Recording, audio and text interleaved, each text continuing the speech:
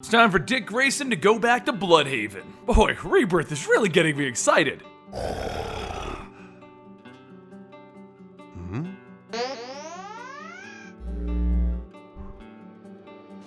Welcome to the Complete Story Series, where I take trade paperbacks and single issues of your favorite comic books and I break them down into digestible bites, add a little bit of epic music, some funny voices, and then I read it dramatically back to you. All alterations of the panel text and images are to prevent copyright problems, and all art is owned by its respective companies. Now, in our last video, Dick had faced off against the one person he thought he could trust, Raptor. But after learning that Raptor had actually tampered with the Book of Wisdom and abducted Bruce Wayne, Dick took the fight to Raptor and defeated him. Now, with all of that over, he decided that he needed a change of scenery, and he figured that he would settle down in Blüdhaven. It was a late night in Bludhaven as Paul sits in his office on a call regarding the most recent weapons shipment to a client. There's a buzz at the back door and Paul tells his client to hang on a second. His takeout just arrived. As he opens the door, he doesn't see anyone, and then he's suddenly pulled out. The man on the phone begins asking if everything's okay, but all he can do is hear Paul screaming. The next morning, Dick heads over to Bludhaven Community Center to apply as a counselor. As he sits in the office, Shawn says that his resume looks really good, but her only question is, why did he come here from Gotham? It's rare for people from Gotham to make their way here, let alone apply for volunteer positions. Dick thinks about it, and he wants to tell her that he's here so that he can work on trusting people again. With the things that he's done and the people that he's met, people have died and he's begun to question his own judgment. But rather than stating that, he says that it's because of that new tourist campaign. It really got his blood up. Get it? He laughs, stating that he's sorry for the bad jokes, but Shawn tells him that it's okay. She tends to get a little suspicious with everyone, real bad habit. She then extends her arm, welcoming him to the long hours, zero pay, and non-existent benefits. As the two go on, there's a knock at the door as James Nice introduces himself and says that he's sorry that he needs to borrow Shawn for a quick meeting. James tells Dick that if he's looking for something to do tonight, there's plenty of after-dark entertainment in Blood. As Dick leaves, he says that he appreciates it, but he's not really much for the nightlife. He heads off and James turns back to Shawn, telling her that he really just wanted to talk to her about tonight. He thinks it's time to wear the costumes. Shawn says that she's not really sure they're ready for it, but James tells her that they've already lost Grace. It could be something to help face their monsters together, even for her. Later, Dick begins setting up his new apartment and he enjoys the life of not having to put a costume on in the evening. As 8:30 turns to 8:40, Dick realizes that this could actually get pretty boring. While laying in bed, he hears the sounds of sirens and decides that maybe just this once he'll go out. Surely he can figure himself out on a single night anyway. After suiting up, Dick listens to the police scanner to hear that there have been reports of a murder of Paul Petrino, who was brutally beaten and had his bones broken in 39 places. The report goes on to state that the strength used to beat him was inhuman. Dick lands on a nearby building and he hears something from the shadows. Gorilla Grim jumps out ready to attack. Dick tells himself that he knows who this is. Him and Batman kicked this gorilla's butt on more than one occasion. But it's strange that he would show up here in Blüdhaven. Dick easily dodges the attacks and he pins Grim down as the police arrive. And Grim shouts, "He didn't do it! He's trying to stay clean! That's why he came to this city!" As the officers pick up Gorilla Grim, one tells Dick thanks for the assist, but they are only going to be nice this once. They don't deal with the tights types around here in Blüdhaven. But before the officers can take him away, Grim pulls away, telling Dick that he's got to do something. Go talk to Shawn, saying she'll know what to do! And as he says that, the officer tases him and takes him away. A little while later, over at the community center, Shawn tells herself that they're going to be here soon. She can do this. And the door to her office suddenly opens up as Dick walks in stating, "Hey, we need to talk." She turns around shouting, "Nightwing?" And that's when Dick sees that Shawn is another one of his old villains, the Defacer. She shouts for him to get out of there because she would rather not hear anything that he has to say. He could ruin everything that the runoffs have worked so hard for. And as Dick begins to question who, Stallion charges through the door, knocking Dick to the ground. He grabs onto Stallion's hand and he throws him into a mirror, and Shawn runs over telling Stallion to calm down. Don't do anything stupid. Remember all that we've done in group. Remember the man on the inside. Stallion looks at one of the broken shards in the mirror and he says that he's done it again. Why can't he get this through his thick skull? Shawn tries to comfort him and then tells Dick, "Look at what you've done. These people came here to get away from Batman and all of the others." Another voice tells everyone to calm down, and James walks in with the other runoffs explaining, "Nightwing, this is a support group for former supervillains of Gotham." Shawn starts pulling Dick away, telling everyone it's alright. Nightwing was stopping by just by mistake. Mouse then speaks up, stating that maybe since he's here, he can help them with the conspiracy. Dick asks, what did she mean? And Shawn pushes Dick out, telling him, "You've already caused enough trouble here." As Dick is leaving, he thinks about how how these people are terrified at just the sight of him. But then again, that's how everyone treats you when you're with the Bat family. Once outside, James runs out asking Dick to wait. He just wanted to tell him something before he can go. All of the people here are because of Nightwing, and they do need help. The police don't listen to them, but they would listen to Nightwing. They already lost Grace to the Whale Enders gang. Dick tells him no. He just recently got wrapped up with a criminal but James stops him, telling him that he too was on the wrong path, but the runoff saved him, so maybe they can save Nightwing as well. Dick says fine, he'll help, but after that he's gonna walk. And then he asks if there's anything that they noticed different about Grimm. James says that Grimm was trying, but he did have relapses. The other night, he was at Meadowdale Mall, where nothing good ever happens. Dick decides to head over there to find that it is actually an illegal street market, though the cops do nothing so long as the residents stay away from the boardwalk in the city. After a bit of asking around, Dick finds a woman who Grimm used to hire. He pays her and asks how did that work, and she tells him to get his mind out of the gutter. He just liked to act out little scenarios, like King Kong kind of things. Said it helped him remain secure to his gorilla hood. She tells Dick that she can show him where Grimm lives for a little extra. The woman's directions lead to the old whaler's dock where Grimm lived in one of the shipping containers. As Dick looks around, he notices a shipping building that has security cameras on it, which could possibly place him here at the time of the murder. He sneaks in to check out the security footage, but he sees that the tapes at the time of the murder are currently signed out. The records show that it wasn't the police who took it. The person who did smeared their name with some sort of liquid that smells like horses. As the sun rises, Dick decides that it's best to just call it a night. And the next night, Shawn tells the rest of the runoffs to have a good night as they leave their meeting. Through the shadows, Dick steps out, stated that he wanted to wait until they were gone, and Shawn says that's nice of him. But maybe they are not just the only ones who's been traumatized. Dick tells her that he knows. Back then he was wearing a different set of shorts when he first met her and arrested her. But right now he's here because he needs to talk to someone. He goes on stating that he's having a lot of trouble trusting people, and it feels like he may be a lot like the runoffs. Really, what he's trying to state is that he feels Grimm is innocent, and he's going to help him whether they like it or not, because helping the runoffs could help him too. Shawn tells him back when she was taken away by the police, she was so mad at him that she couldn't see it, but the look in his eyes was something like, what if they had met under different circumstances? Dick says, like, what if it were just us? And she leans in, telling him, yeah. But the sirens begin to blare as two police cars pull up, and they tell Shawn that they would like her to come with them as she's currently a suspect in a murder. Dick tries to stop them, but Shawn tells him that he'll figure this out. One of the officers then pushes Dick back, telling him that he can go back to Gotham. This is the job for the real police, no ad campaigns, as he points to a billboard that has Nightwing on it. A little while later, Detective Elise arrives at the most recent crime scene of Robert Chapman with Defacer's tag sprayed all over the place. But before she can even drink her coffee, Dick appears behind her, stating that they need to talk, and he's a little sorry for scaring her. She tells him it's alright, that coffee was crap anyway, but he is contaminating a crime scene. He looks around and asks, why would it matter? They've already taken their photos and decided that it was Shawn Sung. Elise says, well, given the circumstances here, this is her work, but as Dick finishes up and gets ready to leave, he tells her that that might be an easy way to look at it, but if she looks harder, she'll find that something isn't right. After leaving the crime scene, he heads over to James Nice's house to let him know what happened to Shawn, and he asks, how did Nightwing know where he lived? And Dick tells him, I am a detective, you know. After explaining the situation, Dick then says that someone is setting up the runoffs, so they need to have a meeting tomorrow night.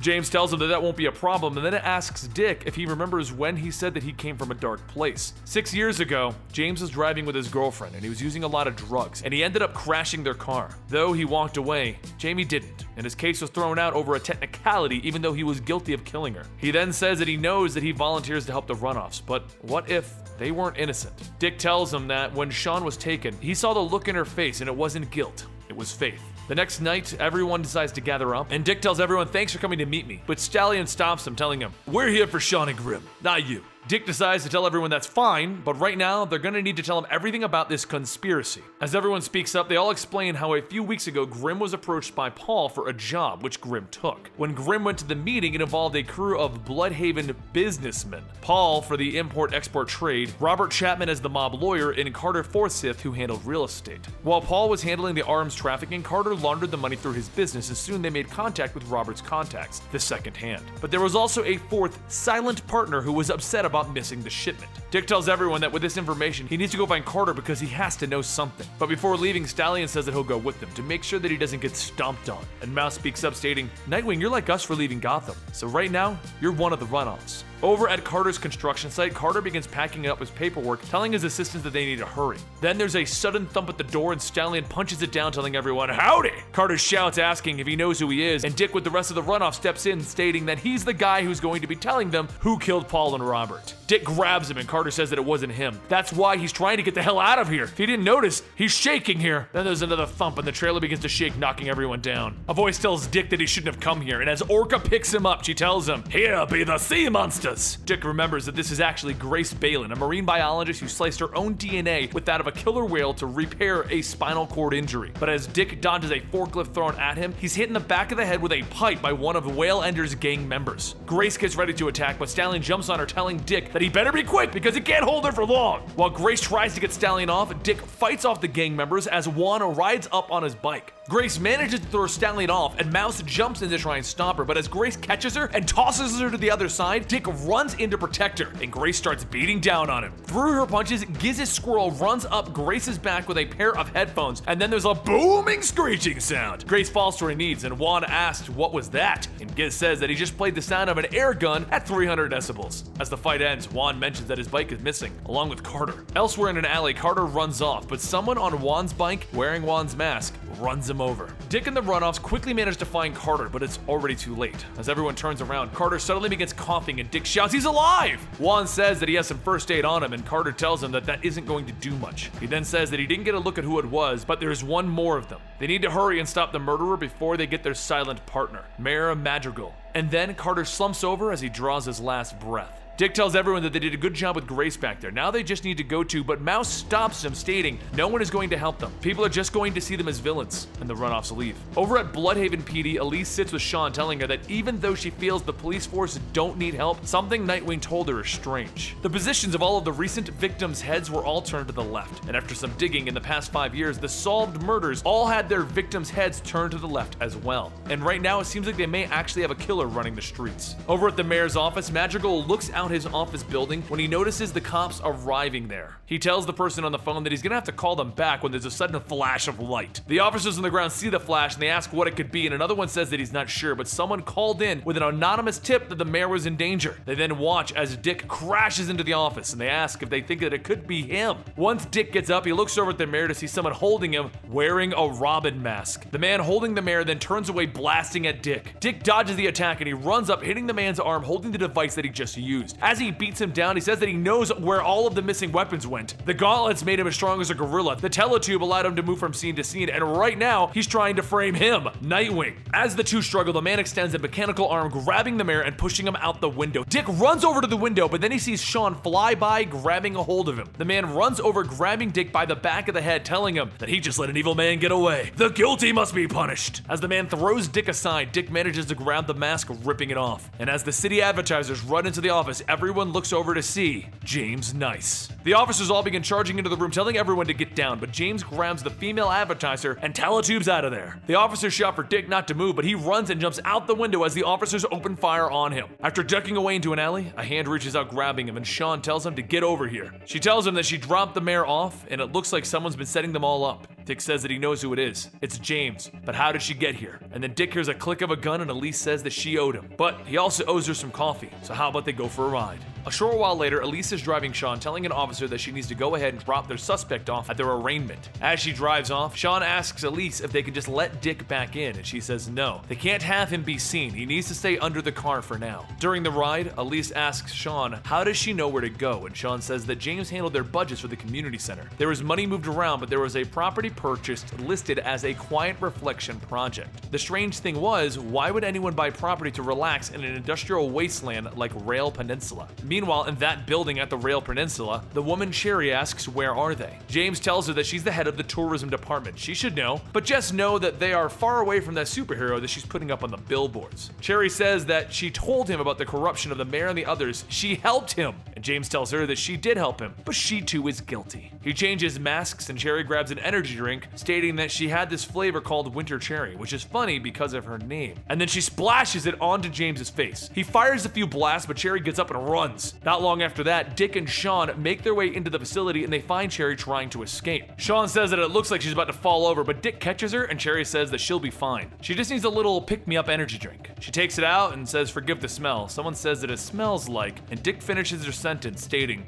horses. He then says that she's the one from the Ledger, and Cherry says that she's sorry. Once everything started, she didn't know how to stop him. She then goes on stating that all of the recent advertising with Nightwing on the billboards was for him to try and save Blüdhaven from her and James. James jumps out of the teletube telling her that it's too late, nothing can save her now. Dick jumps in the way to block James's attack, but James punches and knocks him away. Shawn runs up grabbing James, telling him that she never really did like him anyway. But as James struggles, he picks her up and he slams her against the wall. He raises his blaster to strike Shawn, but then a grappling hook catches it and pulls it back. Dick shouts for Shawn to get Cherry out of there, and James runs in, tackling Dick into the teletube. As the two of them pop out, James says that this is where it all happened. This is where his girlfriend died. He then cracks Dick in the head with the blaster, stating that all he had to do was pay the officer who arrived, so no one would punish him. And because of that, he had to punish all of them. James then holds a mirror down to Dick's face, telling him, everyone has to look at the monster in the mirror. So what is it that Nightwing's guilty of? Dick says that he's guilty of trusting people like him, and then he looks in the mirror and he sees a human, one who makes mistakes, one who tries to do better. Dick tries to pick himself back up, stating that maybe he should look into his own reflection. And Elisa's voice shouts for James to freeze, but as James turns back, he charges up to fire another blast. Elise fires her gun and the bullet hits the blaster, causing the blaster to backfire, blowing shards of glass into James's face. James screams out in pain and he trips over the ledge of the bridge, but before falling, Dick runs over there and catches him. A little while later, the news crew shows up and Elise tells the news that the officers here single-handedly took down the villains. She just wants to tell the people of Blüdhaven that they are safe from crime, without the help